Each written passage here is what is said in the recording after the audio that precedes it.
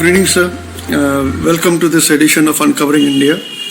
So, as you know, since the Galwan incident, there has been an unprecedented inquisitiveness about Indian Air Force with Rafale and Sukhois.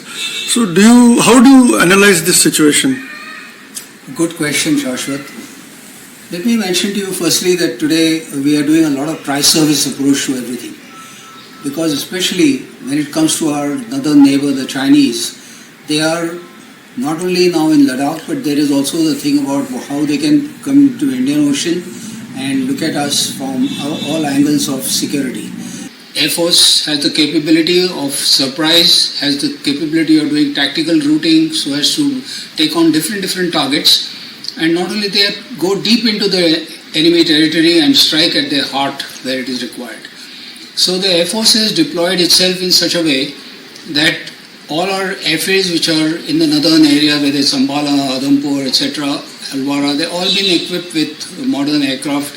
Ambala, of course, is going to get the Rafale. Already 5 have come, 3 more are coming in. And then similarly, we have done that along the eastern side, along the Arunachal central sector also, as well as in the eastern side, Chabua, Jorhat. We've got Sukhoi 30s, there is air-to-air refueling. There is also the MiG-29s, the Mirages, who can take on all this air-to-air refueling. And I think, message has gone to Chinese that in case there is a requirement, the Indian Air Force will attack them where it matters. They will attack the aircraft which are lying in the open because the Chinese airfields which are in Tibet don't have shelters, though of course now trying to make some, into the mountains and things like that, they're trying to make shelters inside the cliffs. But even then, we have now got some state-of-the-art missiles. As you know, the BrahMos has done wonderful work. Recently it was demonstrated. We can do air-to-air refueling and reach by tactical routing and giving great surprise to the Chinese. And if I can say that if limited area, in terms of warfare takes place, something like what happened in Kargil, it was limited in geography. Similarly, if it is limited in geography to Ladakh area, possibly a little spillover into the Arunachal side, the Indian Air Force as well as the Indian Army, I'm sure, will be able to take this brunt of the Chinese and be able to teach them a lesson that it is not going to be a cakewalk. So I think the Air Force has deployed itself in such a way that not only we are in the parity, but that offensive spirit will make sure that we are able to give the Chinese face off. And that is what is deterring Chinese in a way. They didn't expect the kind of response from us. So I think the tri-service response and I think the political response also on this has been pretty good.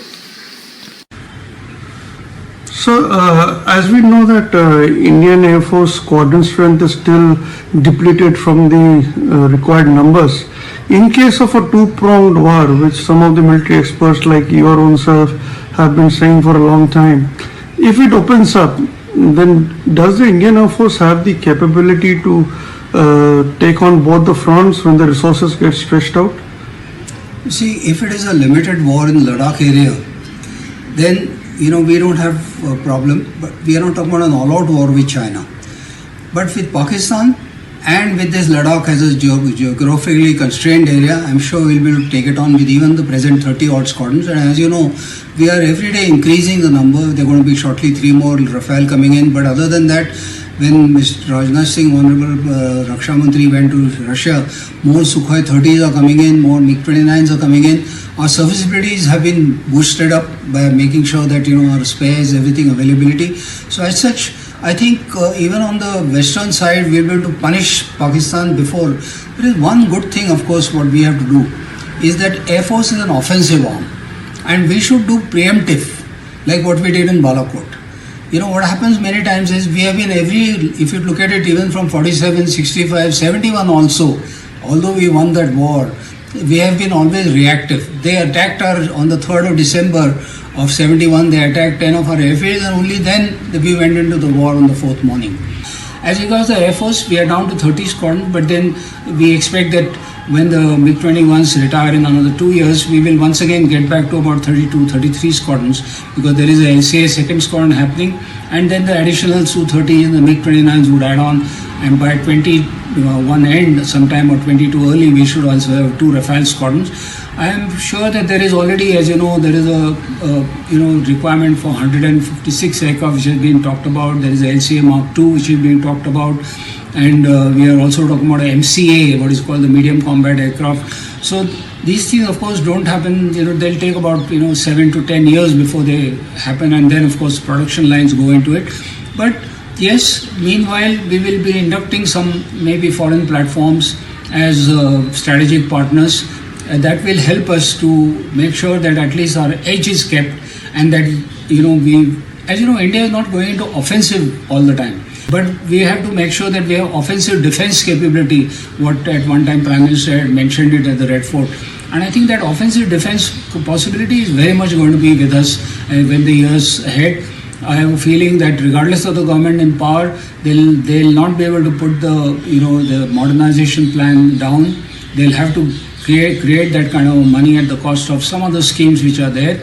Of course, economy will resonate. So, do you think we have a very confused approach as far as China is concerned?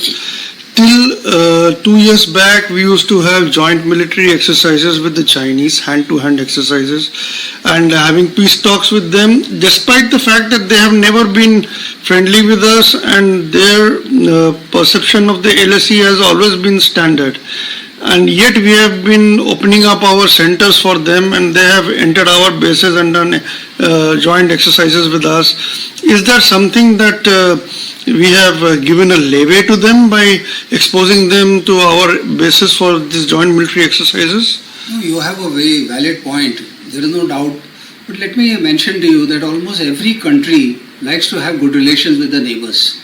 Especially when it comes to Chinese, as you know that we have a huge trade with Chinese. Unfortunately for the whole world, as a matter of fact, China has become a kind of a sole industrial house which gives not only finished products but also spare parts to a lot of things that Indians make. There is also, as you know, in the pharmaceutical sector, the bulk production of chemicals, and likewise I can name so many industrial products that they give us. And as such, there was a certain amount of, the trade which rubbed off onto our, strategic thinking, I must say, because there have been a lot of border talks without really getting to any headway. We found that in the previous couple of decades, Chinese have done a salami slicing, but then one of the important, I think, message they got was during Doklam. Doklam, we didn't give an inch of territory, and we stood where the ground was. Especially because we also had the Bhutan to be able to tell them that, look, we can look after our smaller neighbors whom we have got a treaty with. But yes, I agree with you that, we have allowed the Chinese to get into Indian market. We are allowed to give them, even like you said, some of the exercises took place. We have done that actually with the intention that there would be much better Sino-Indian relations and that they will not get into this kind of a bind. But I think we've been backstabbed. Not that it has not happened earlier, it has happened in, as you know, in 94 when there was Arunachal, there was a big thing going on, Suman Road, which happened during General Sundarji's time, and immediately the Air Force took a lot of troops across. So there was the Chinese got a message. This has been many times that not it has happened, but however, there is always this urge to try and make sure that the neighbors, remain calm, and that there is, unfortunately, doesn't take it into a precipice that it is. This time, I think the Chinese have acted beyond their, friendship in whatever hand that they have been trying to tell us. They exposed themselves too fast. They have taken on too many fronts as enemies. While they are Taiwan, of course, they have always been eyeing. There's unrest in Hong Kong. They are also happening in the Inner Mongolia. There's things happening in Xinjiang, the Tibet, and of course now they are trying to once again get to not only Ladakh, but they want to make sure there is an alternate route for the CPSC. And that is how we are actually worried that it should not happen. What Chinese have also realized that Indians are not keeping quiet, and we are building road infrastructure along the borders so that we can quickly, mobilize our troops. And that is actually one of the reasons what Chinese have got anti about, and they've been openly saying so, as we don't recognize all these kind of things that they are doing.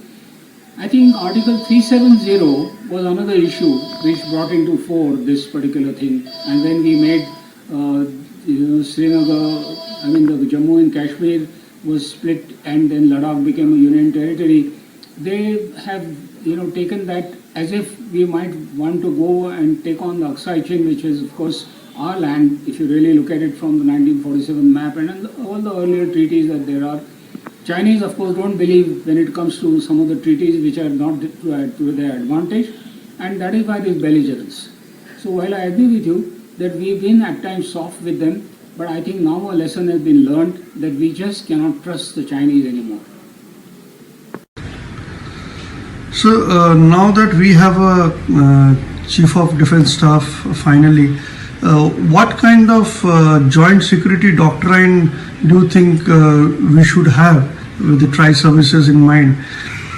One thing which has clearly come out is a message that we cannot trust Chinese anymore.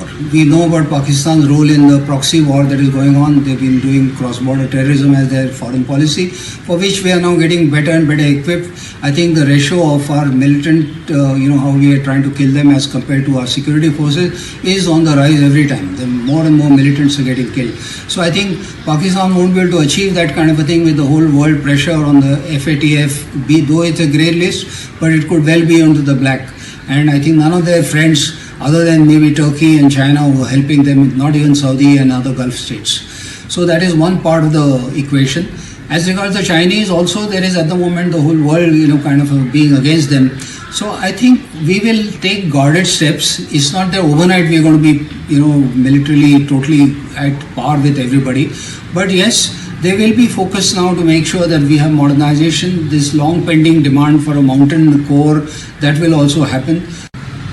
So, all the three countries are nuclear power: Pakistan, India, and China. So, and we have a no first use nuclear doctrine. Do you think India is capable of protecting itself against two belligerent nuclear powered neighbors? See, this is the last option in a war. Actually, nuclear weapons are not for war fighting, to be honest. They are a deterrence weapons. They are not supposed to be used as a normal any other war machines that they. So, but if it comes to it, our preparedness. If I have to talk about Pakistan in particular, we can very well take them on, and actually Pakistan will get totally burnt because we can have a massive retaliation. And there is no doubt on that. Our capabilities are much beyond Pakistan. And comes to Chinese, we will not be able to take on, say, many key targets. But yes, we can always take on certain targets which are on the northeast side, especially Chengdu and beyond, where they have got a lot of industrial area going on. So is the case with Pearl Delta.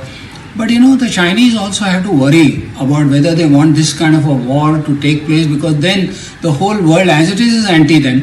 For a kind of it's considered as if it could be a bacterial war that they themselves have started, though there is no evidence, so everybody is keeping quiet. Actually, our doctrine talks about chemical, biological warfare also is to be retaliated by nuclear. Thank you, sir, for your wonderful thoughts that you shared with us. Before we conclude, I would like you to share your concluding thoughts as a message for our viewers. What would you like to tell our viewers across the country? Let me assure the viewers that Indian Air Force and the Indian Armed Forces are positively ready. Their morale is high. So firstly, they should not worry about what is likely to happen. There is going to be, we will make sure that we will be coming out of victors in this. There is a lot of loose talk that goes on social media.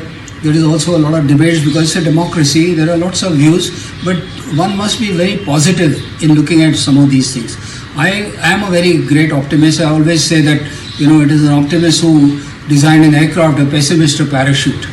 I also mentioned that call us armed forces, not defense forces. Shashastra Sena bolo, humko Raksha Sena mat bolo. Because the reason is, there is a mental vigor also that is required. And the armed forces take this entire message from the society. So when the society itself is, buoyant and, very behind the armed forces get that much more flesh and that much more, mind power to make sure that we can take on the enemy full-hearted. So let me assure you, all the viewers, that your, cooperation, your blessings, your best wishes are with the armed forces, and they'll continue to be so. Thank you very much. Jai Hind.